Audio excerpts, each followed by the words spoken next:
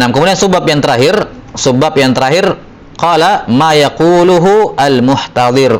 Apa yang diucapkan oleh al-muhtadir. Nah, al-muhtadir yakni man hadarathul wafat. Orang yang sudah didatangi oleh kematian, yakni sudah akan meninggal. Nah, hendaknya, dan ini termasuk perkara yang penting bagi orang yang sudah merasa sakratul maut, ya. Ada dua hal yang harus diperhatikan bagi orang yang dalam kondisi al-muhtadir. Yang pertama adalah hendaknya dia berbaik sangka kepada Allah Subhanahu wa taala. Kata Nabiullah alaihi salatu wassalam, la yamutanna ahadukum illa wa huwa yuhsinu dhanna bi rabbih. Janganlah seorang itu meninggal kecuali dalam keadaan husnuzon kepada Tuhannya. Kenapa? Karena Allah Ta'ala akan memperlakukan dirinya pada hari kiamat sesuai dengan sangkaan dia kepada Allah ketika dia meninggal. Ana inda dhanni abdi bi. Saya memperlakukan hambaku sesuai dengan sangkaannya kepadaku. Maka seburuk apapun dia menjalani kehidupannya dengan maksiat, hendaknya dia tutup umurnya dengan husnuzon kepada Allah Ta'ala. Warid dari beberapa orang ulama tabi'in ataupun atba'ut tabi'in, beberapa kisah yang menakjubkan tentang husnuzon ini. Iya. Dikatakan ada seorang pemuda yang pernah meninggal, kalau nggak salah keluarganya Hammad bin Salamah rahimahullahu taala.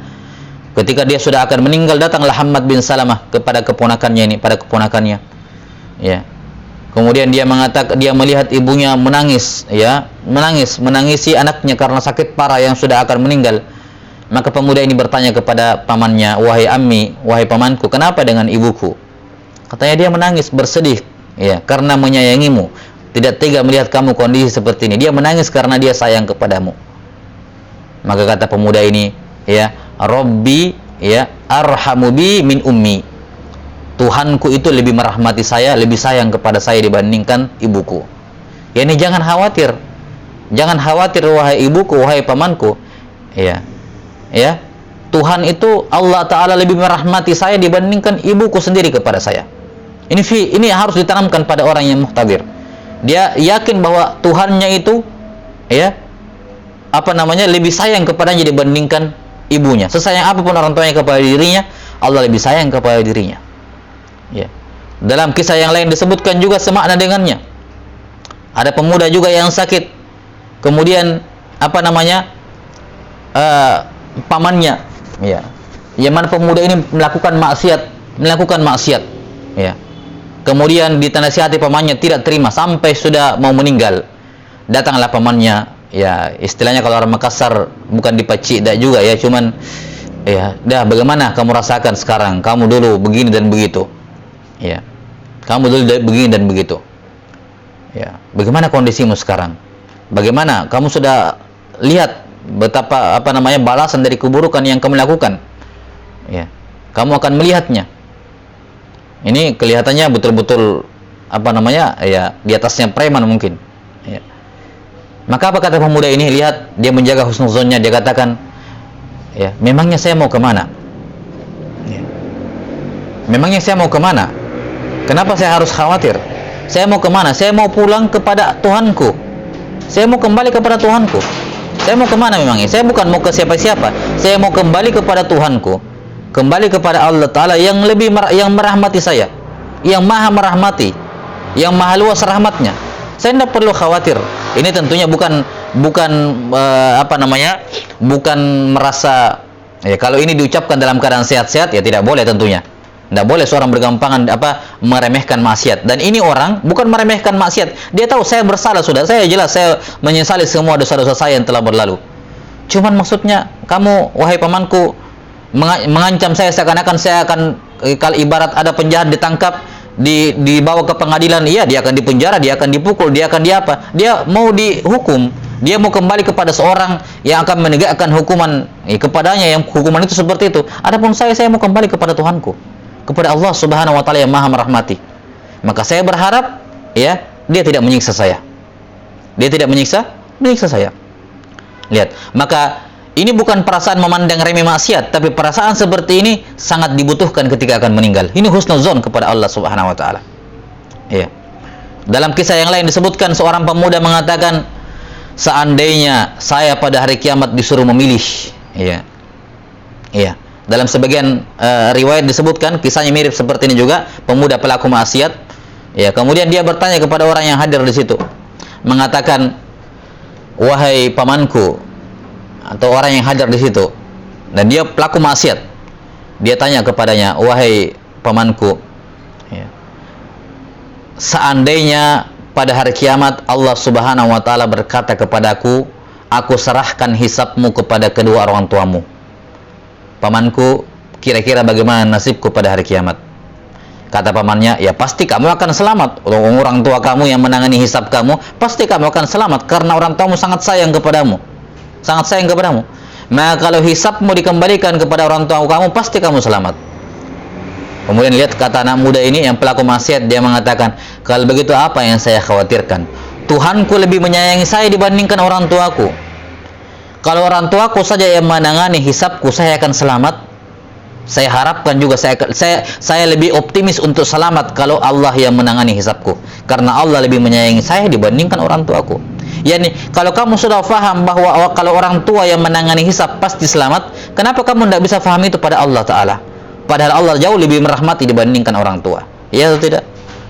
Ya. Maka ini sekali lagi bukan menggampangkan maksiat, tapi di akhir umur seorang sangat butuh husnuzon kepada Allah Ta'ala. Di antaranya dengan bentuk seperti ini. Ya. Bahwa kalau orang tua yang menghisap kita, kita pasti akan selamat. Kenapa kita tidak bisa lebih optimis kepada Allah Subhanahu wa Ta'ala?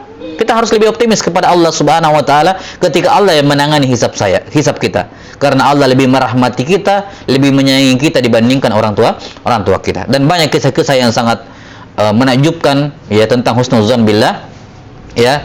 Alhamdulillah kita sudah selesaikan kajian kitab Husnudzon Billah karya Ibnu Abi Dunya rahimahullahu taala. Ini juga sudah kita upload di YouTube seluruhnya. Itu kitab yang sangat layak bagi seorang muslim untuk membacanya, ya, kemudian melihat kandungannya. Itu sangat dibutuhkan oleh seorang muslim untuk menumbuhkan husnuzonnya kepada Allah, terkhusus di akhir umurnya. Nah, kemudian perkara yang kedua yang dianjurkan bagi orang yang muhtadir setelah husnuzon billah adalah tidak boleh berangan-angan berdoa minta mati. Ya. Kata Nabi SAW dalam hadits Anas bin Malik, riwayat Bukhari dan Muslim, la yatamannayanna ahadukumul mauta lidurrin asabahu. Janganlah seorang itu meminta berangan-angan cepat meninggal, ya, hanya gara-gara sakit yang menimpanya. Kalaupun dia harus berdoa, dia mengatakan, Allahumma in kanati idza kanatil hayatu khairal li, ya, kalau memang Allahumma, ya Allah, tawaffani in kanatil hayatu khairal li, ya Allah wafatkan saya kalau memang kematian sudah baik bagi saya. Jadi kembalikan permintaan mati itu, kembalikan kepada ilmunya Allah. Ya Allah, kalau memang wafatkanlah saya kalau memang kematian sudah baik sekarang bagi saya, dan hidupkanlah saya, wa ahyini idza kanatil hayatu khairal li, dan tetap hidupkan saya, sembuhkan saya kalau memang hidup masih bagus bagi saya. Nah, ini dua hal atau adab yang kedua, dilarang untuk meminta kematian, ya, meminta kematian. Baik, kita lihat di sini, qala hafizahullahu taala ma yaquluhul muhtadir. Qala an-nabiy sallallahu alaihi wasallam, man kana akhiru kalamihi la ilaha illallah dakhalal jannah. Riwayat Ahmad. Kata Nabi SAW, siapa yang akhir ucapannya la ilaha illallah, maka dia akan masuk surga. Maka dia akan masuk surga. Baik. Maka dianjurkan bagi orang-orang yang hadir di situ untuk mentalqin orang yang sakratul maut.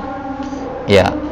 Talqin yakni dengan mengulangi, dengan mengucapkan la ilaha illallah di telinganya. Ya, sampai dia mengucapkannya. Dan yang menjadi tujuan dari talqin adalah bagaimana agar la ilaha illallah menjadi ucapan yang paling terakhir yang dia ucapkan. Karena itulah kapan si mayit ini, ya, al-mayyit di kasrah, di tasydid ya-nya, di kasrah ya-nya, al-mayyit. Al-mayyit ini adalah orang yang mau meninggal. Orang yang sudah meninggal dikatakan mayitun, disukun ya-nya, mayitun. Jadi bedakan antara mayitun dengan mayyit. Adapun mayyit dalam pembahasan fikih, kata-kata al-mayyit yakni untuk orang yang akan meninggal. Adapun al-mayit adalah orang yang sudah meninggal. Nah, Jadi hendaknya dia kalau ada seorang yang mentalkin mayit, ya, mentalkin mayit, orang yang akan meninggal, kemudian si mayit sudah mengikutinya, dia mengucapkan la ilaha illallah, ya sudah selesai, nggak usah ditekan-tekan, didorong-dorong, disuruh ucapkan terus-menerus, nggak perlu, karena yang menjadi inti adalah ucapan terakhirnya la ilaha illallah. Maka kapan ditalkin dan dia sudah mengucapkan la ilaha illallah, selesai, diam sudah, ya. Namun kalau misalnya dia berbicara lagi dengan pembicaraan lain, dia mengucapkan wasiat atau apa yang lain masalah, maka ditalkin lagi, ya. Kapan dia sudah ucapkan, sudah diam.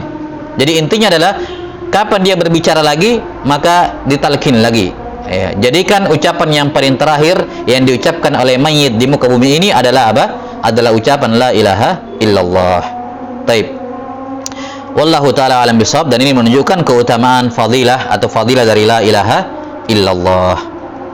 Nah, saya kira ini sampai sini pertemuan kita hari ini. Insyaallah taala kita lanjutkan besok pada bab al-janazah. Nah, wal ilmu indallah, nas'alullah ta'ala yu'allimana mimma yanfa'una wa ay yanfa'ana bima 'allamana, innahu waliyyu dzalika wal qadiru alaih. Subhanakallahumma bihamdik, asyhadu an la ilaha illa anta astaghfiruka wa atubu ilaik. Walhamdulillahi rabbil alamin.